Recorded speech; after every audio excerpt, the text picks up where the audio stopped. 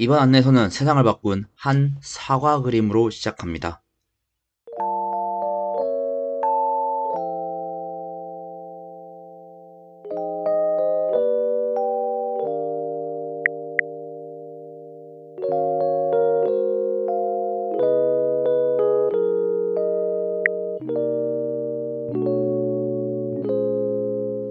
그림은 우리에게 참 많은 역할을 했습니다.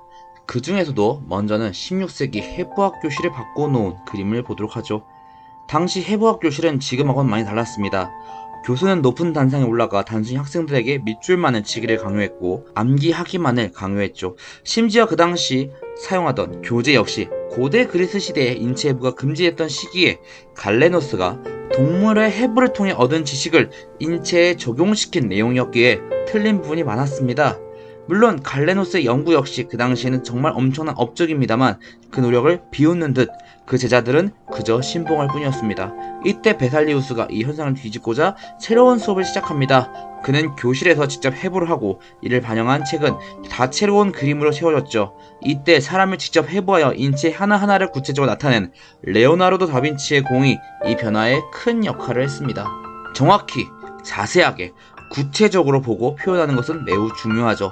그런데 그것만이 중요할까요? 우리가 물체를 본다고 하는 과정은 빛이 물체에서 반사되어 눈으로 들어오는 여러 과정을 통해 이루어집니다. 그리고 그 과정에서 빛은 퍼지기도 하는 등 여러 영향을 받죠. 그렇기에 우리가 물체를 볼 때 완전한 검은색도 완전한 하얀색도 자연 상태에서 쉽게 보기는 어렵습니다. 하지만 그 사실이 그림에 표현된 것은 19세기나 되어야 시작되었습니다. 색이란 빛과 대기가 만들어내는 효과라는 것이 그 당시 인상주의자들의 신념이었고 또한 인상주의자들이 그 전까지의 사물을 보는 방식에서 일으킨 혁명이었습니다. 그리고 마치 눈에 그 물체가 있는 것처럼 혹은 눈에 물체가 찍혀 있는 것처럼 나타내곤 했죠. 하지만 빛을 담는다는 것은 쉬운 일이 아니었습니다. 심지어 빛은 섞을수록 밝아지지만 물감은 섞을수록 어두워지죠. 특히 19세기 발명된 사진기는 그 물체를 실제로 찍어냈습니다. 그림이 빛을 담아내는 기술은 사진기를 능가할 수 없었죠. 저였으면 그동안 하던 일이 무시당하고 의미 없어지는 것 같았을 것 같습니다만 오히려 당시 화가들에게 이는 대상을 정밀하게 묘사할 의무에 대한 해방이었습니다.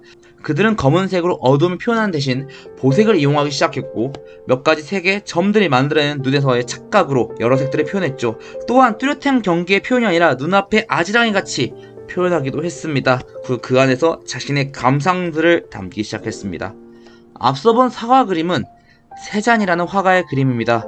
그의 그림이라는 것은 그의 유일한 스승인 자연을 단순히 베끼는 것이 아니라 감각을 실현하는 것이었습니다.